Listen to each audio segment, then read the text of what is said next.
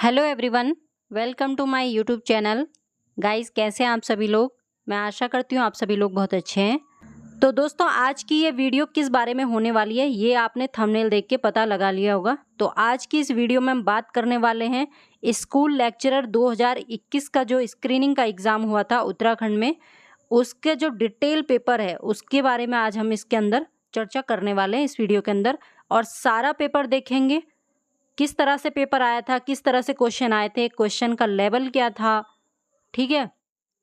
तो वो सभी चीज़ें आज की इस वीडियो के अंदर हम देखने वाले हैं। तो अगर आपको वीडियो पसंद आए तो प्लीज़ वीडियो को ज़रूर से लाइक कर लें और अपने दोस्तों को भी इस वीडियो को ज़रूर शेयर करें ताकि उनको भी इसका फ़ायदा मिले।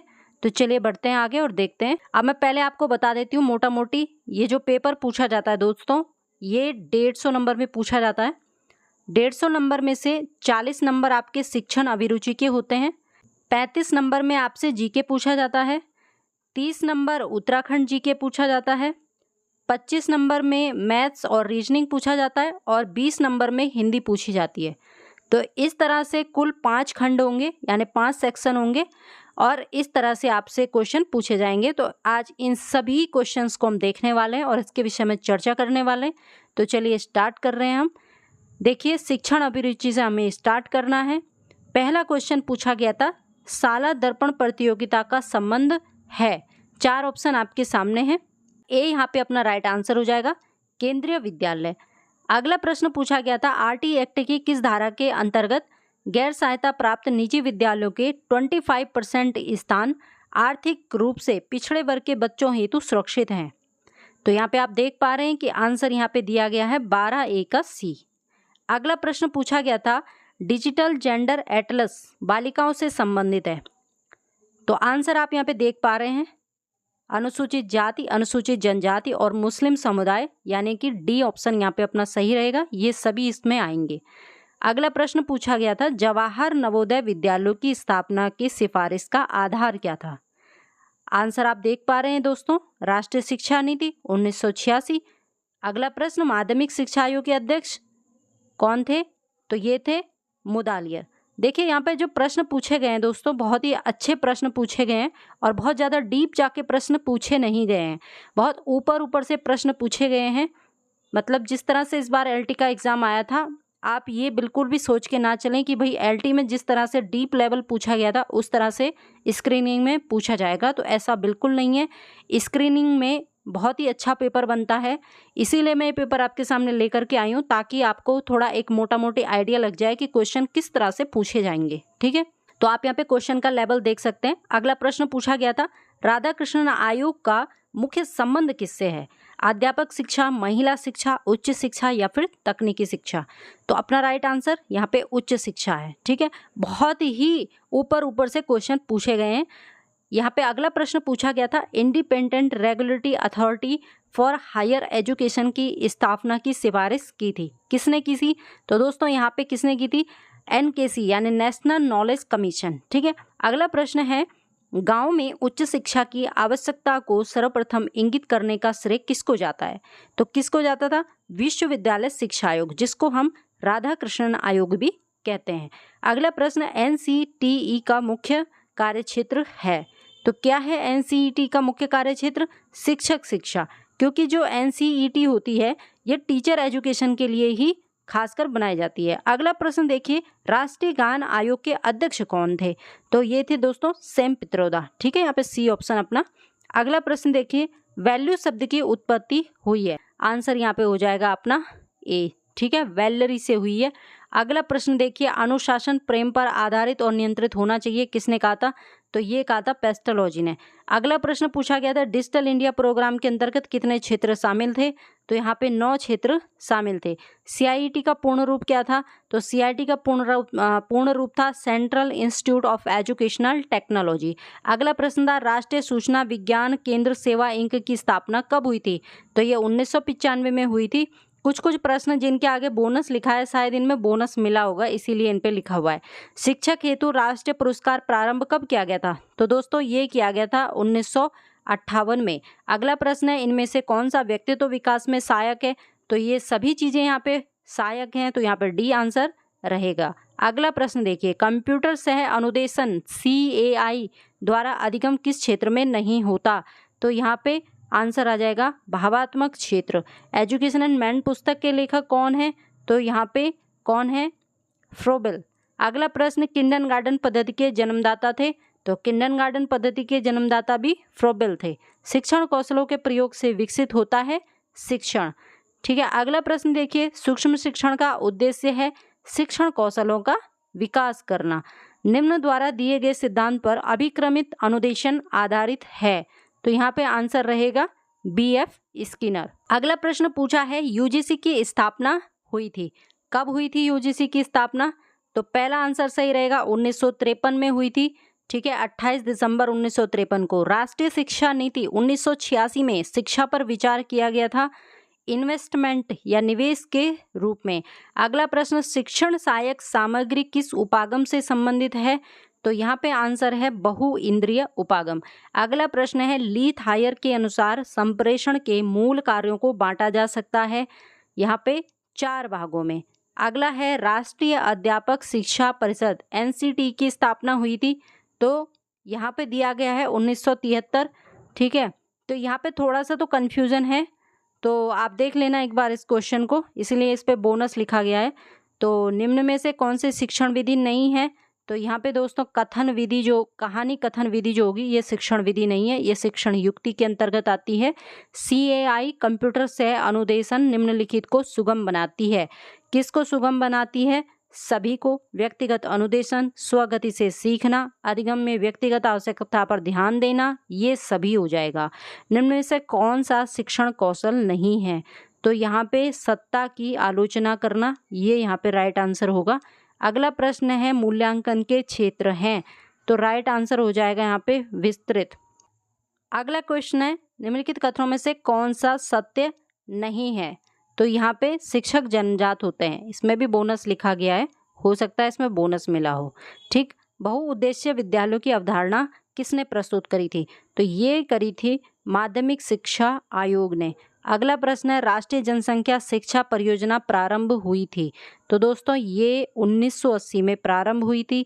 अगला प्रश्न है, रूसा का पूरा रूप क्या होगा? तो ये होगा आपका राष्ट्रीय उच्चतर शिक्षा अभियान।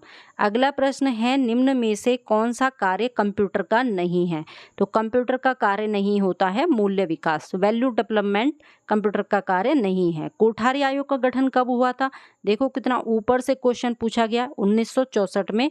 और सभी राज्यों में कॉम्प्रहेंसिव कॉलेजों की स्थापना की जाए, ये सुझाव किसने दिया था? तो ये भी दिया था आपका कोठारी आयोग ने। अगला प्रश्न, शिक्षण कार्य के मुख्य घटक कौन कौन से हैं? तो ये हैं शिक्षक, छात्र और पाठ्यक्रम। दोस्तों ये तो हो गया आपका पहला खंड।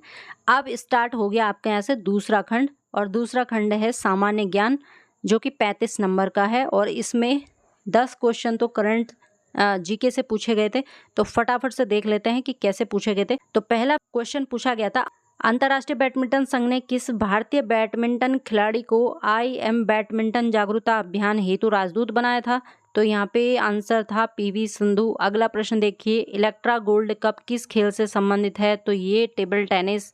अगला प्रश्न पूछा गया था, निम्न में से किन केंद्र शासित प्रदेश या राज्यों के विलय हेतु संसद द्वारा दिसंबर 2019 में बिल पारित किया गया था? तो ये आंसर रहेगा आपका दादरा और नगर हवेली, दमन और दीव। अगला प्रश्न है, भारत ने सतीश धवन अंतरिक्ष केंद्र श्रीहरिकोटा से किस तिथि को पहले अंतरिक्ष यान 2 अंतरिक्ष यान का प्रक्षेपण किया था?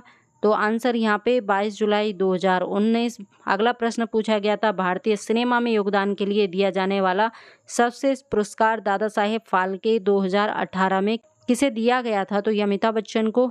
देखिए इस तरह से आप क्वेश्चन, अगर मैं पढ़ूंगी तो बहुत बड़ा पेपर है, बहुत लेंदी वीडियो बन जाएगा, तो इस तरह से मैं स्क्रॉल करते जाऊंगी और आप फटाफट से देख लीजिए किस तरह से क्वेश्चन बने थे। तो ये आप देख पा रहे हैं कि करंट के क्वेश्चन भी 10 से ऊपर बने थे। ठीक है, फिर इसमें GK के क्वेश्चन भी पूछे गए थे, कुछ पॉलिटी के क्वेश्चन भी थे।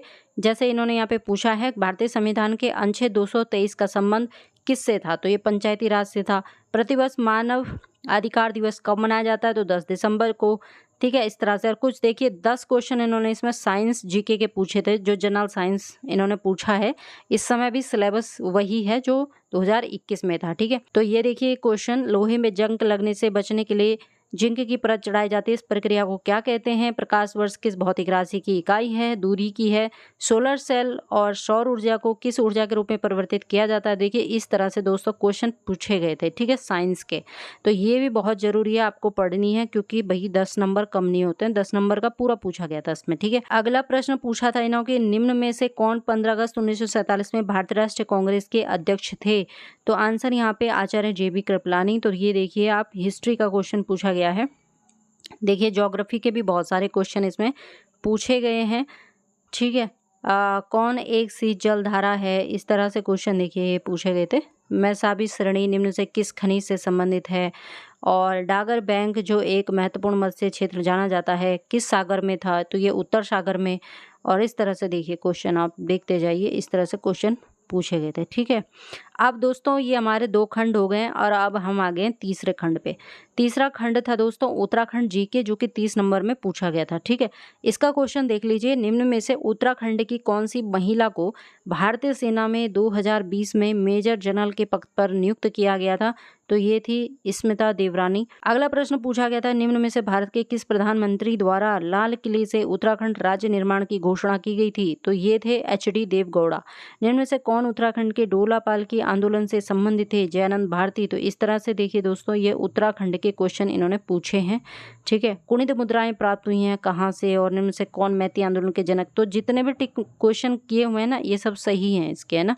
तो सब सही हैं, ये आंसर की के हिसाब से सब सही हैं। उत्तराखंड में बेगार प्रथा किन रूपों में पाई जाती थी? तो ये कुली वरदायस, कुली उतार, कुली बेगार, ये सभी। उत्तराखंड क्रांति दल का गठन किस वर्ष किया गया था? तो 1979 में। इस तरह से क्वेश्चन पूछे गए थे, ठीक है। किस गढ़वाल नरेश ने गुरु राम राय को आश्रय दिया था? तो फतेहपति शाह ने दिया था। चंद्रवंश के शासनकाल में श्रुति क्या था? भूमिकर था। इस तरह से दोस्तों एक क्वेश्चन पूछे गए थे। तो आप देख लीजिए क्वेश्चन का लेवल क्या था और क्वेश्चन किस हिसाब से ये पूछे गए थे। बहुत छोटे छोटे क्वेश्चन पूछे गए हैं, एक एक लाइन के। तो आप देख सकते हैं बहुत ज़्यादा हाई फाई लेवल नहीं रहेगा स्क्रीनिंग में इस समय भी। तो आप अगर अभी भी प्रिपरेशन स्टार्ट नहीं की है तो कर दीजिए, लग जाइए, क्योंकि देखिए क्वेश्चन तो आपको पढ़ाई तो करनी पड़ेगी। ऐसा नहीं है कि बिना पढ़े आप स्क्रीनिंग निकाल दें, लेकिन हाँ स्क्रीनिंग का पेपर बहुत ज़्यादा हाई लेवल का नहीं बनेगा। देखिए ये LT में इस बार रिपीट हुआ है। 1922 में बैरिस्टर मुकुंदी लाल ने तुर्की के युवा तुर्क आंदोलन से प्रभावित होकर किस मासिक समाचार पत्र का प्रकाशन किया था? तो तरुण कुमाऊं। पूछा गया था इस समय कि तरुण कुमाऊं किसने लिखी थी? तो बैरिस्टर मुकुंदी लाल ने। यह क्वेश्चन रिपीट हुआ है 2021 में, लेक्चरर स्क्रीनिंग में पूछा गया था, इस समय ये LT में पूछा गया था। टिहरी राज्य प्रजामंडल की स्थापना कब हुई थी? इस तरह से क्वेश्चन पूछे गए हैं। कत्यूरी काल में प्रभावतार कौन थे? किस वर्ष उत्तराखंड शासन ने जैविक कृषि अधिनियम पारित किया था? इस तरह से दोस्तों क्वेश्चन बने थे। अब देखिए अब आ गए हम खंड 4 पर, जो कि आपका है मैथ्स प्लस रीजनिंग। ये 25 मार्क्स का है और आप देख सकते हैं इस तरह का लेवल रहता है रीजनिंग का और मैथ का। तो आप यहाँ पे देख पा रहे हैं इस तरह से क्वेश्चन बने थे। अब ये मैं पढ़ूंगी नहीं, आप ऐसे देख लीजिए, ठीक है। इस तरह से क्वेश्चन बने थे।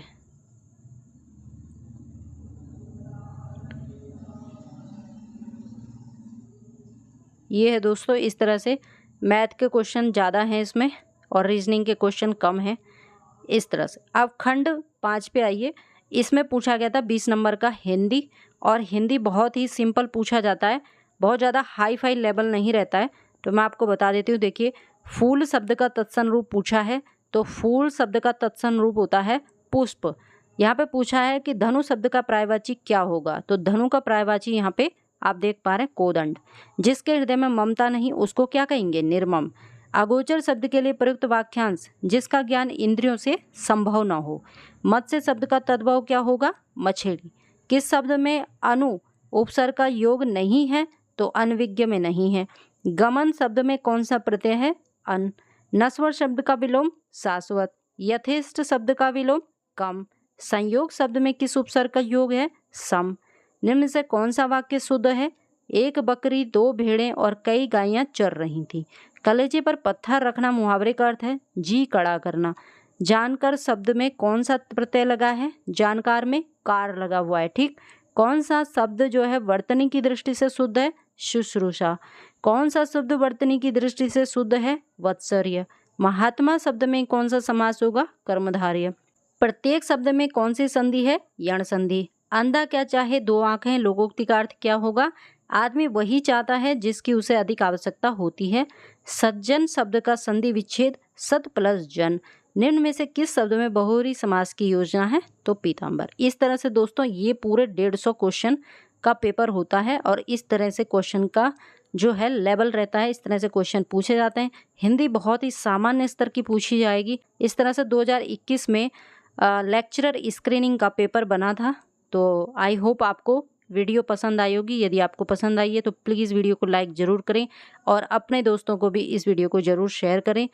तो चलिए दोस्तों, मिलते हैं अगली वाली वीडियो में और तब तक के लिए बहुत बहुत धन्यवाद।